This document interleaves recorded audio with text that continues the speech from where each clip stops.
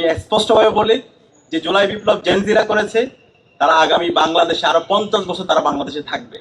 আপনারা কিন্তু চলে যাবেন, যে বুইরা জেনারেশন আছেন, যে মুরব্বী জেনারেশন আছেন, আপনারা কিন্তু চলে যাবেন। জন্ম হয়েছে গণভোটের উপর ভিত্তি করে। তাদের কথাগুলো আপনারা একটু শুনবেন। এই আপনাদের কথাগুলো শুনে সুস্থ মানুষরা পাগলও হাসে। আমরা বিএনপি শত্রু না। আমরা বলতে চাই বিএনপি ঐতিহাসিকভাবে তাদের শত্রু এবং মিত্রকে চিনতে তারা ভুল করেছে।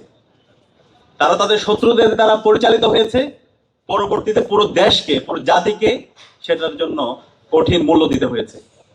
এবং আজকে আমরা দেখতে পাচ্ছি জুলাই বিপ্লব পরবর্তী বাংলাদেশে যে ঐতিহাসিক সুযোগ এসেছে, যে সংস্কারের, যে রাষ্ট্র প্রকল্পের, যে নতুন বাংলাদেশের, সে বাংলাদেশ ব্যাহত হওয়ার মূল কারণ হচ্ছে আজকের যে বিএনপি, তারা তাদের শত্রু দ্বারা পরিচালিত হচ্ছে। আজকের যে বিএনপি, তারা আবার ভারতের প্রেসক্রিপশনে বাংলাদেশ রাষ্ট্র পরিচালনা করতে চায়, তারা আবার শিলংয়ের প্রেসক্রিপশনে বাংলাদেশ পরিচালনা করতে চায়, যেটা পুরো জাতিকে অনেক বেশি হতাশ করছে। তো আমরা বিএনপিকে অনুরোধ করবো, এখনো সময় আছে, আপনারা সংশোধন হন। আমরা চাই এই জুলাই বিপ্লবকে আপনারা ধারণ করবেন এবং এই জুলাই বিপ্লবের আকাঙ্ক্ষাকে ধারণ করে নতুন বাংলাদেশ বিনির্মাণ করবেন। এই শত্রুর প্রেসক্রিপশনে যদি আপনি পরিচালিত না হতেন, তাহলে তো এই রাষ্ট্র সংস্কারের যে অধ্যাদেশগুলো আছে সেগুলো তো বাতিল করার কথা না। প্রতিরোধ ও প্রতিকার যে অধ্যাদেশ, সেটা বাতিলের যুক্তিকতা আমাদেরকে একটু বলেন। এখন পর্যন্ত বিএনপির ইলিয়াস আলী অবস্থায় আছে, এখন পর্যন্ত সুমন ভাই অবস্থায় আছে, অসংখ্য রাজনৈতিক নেতৃবৃন্দ তারা অবস্থায় আছে। তাহলে যে রাজনৈতিক দলগুলো, সরকারি দল, বিরোধী দল, বর্তমান সংসদে যারা আছে, সবাই ভিকটিম, তারা কিভাবে আবার নতুন ভাবে প্রতিরোধ এবং প্রতিকার অধ্যাদেশ বাতিল করার সেই দুঃসাহস দেখাতে পারে? আন্দোলনটা, জুলাই বিপ্লবটা শুরু হয়েছে কোটা ব্যবস্থার উপর ভিত্তি করে।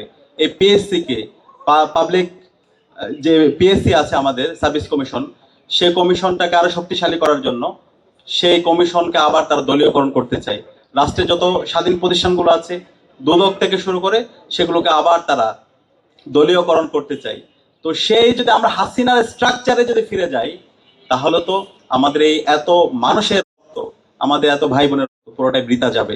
সুতরাং আমরা জুলাইয়ের প্রজন্ম বেঁচে থাকতে এই বাংলাদেশ আমরা সেটা হতে দিব না।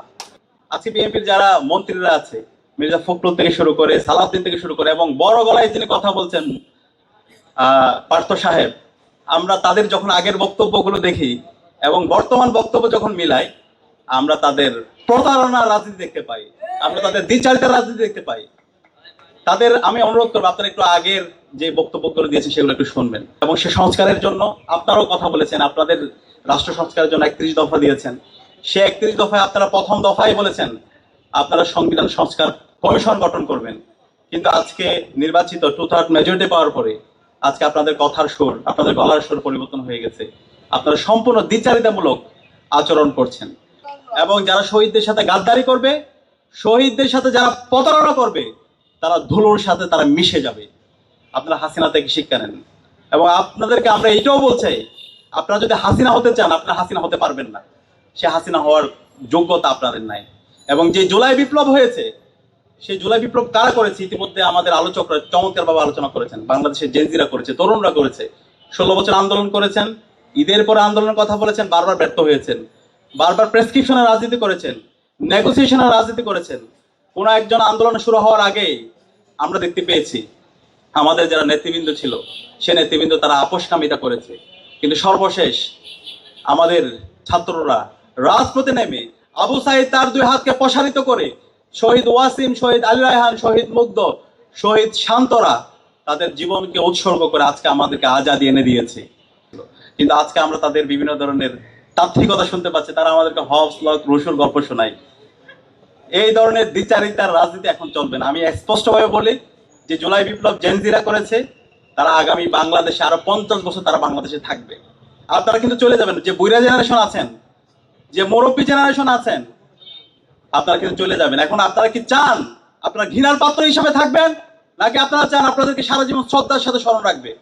আমরা শহীদ জিয়াকে শ্রদ্ধার সাথে স্মরণ রাখি, আমরা মরহুমা বেগম খালেদা জিয়াকে শ্রদ্ধার সাথে স্মরণ রাখি। আমরা চাই তাদের থেকে আপনারা শিক্ষা নেন। এবং আপনারা যে কথাগুলো বলেন, তো নিজের পায়ে কুড়াল মারা। আপনাদের জন্ম হয়েছে গণভোটের উপর ভিত্তি করে। আজকে আপনারা এটাকে সাংবিধানিক বাধ্যবাধকতার কথা বলছেন। আপনাদের কথাগুলো আপনারা একটু শুনবেন। এই আপনাদের কথাগুলো শুনে সুস্থ মানুষরা পাগলও হাসে।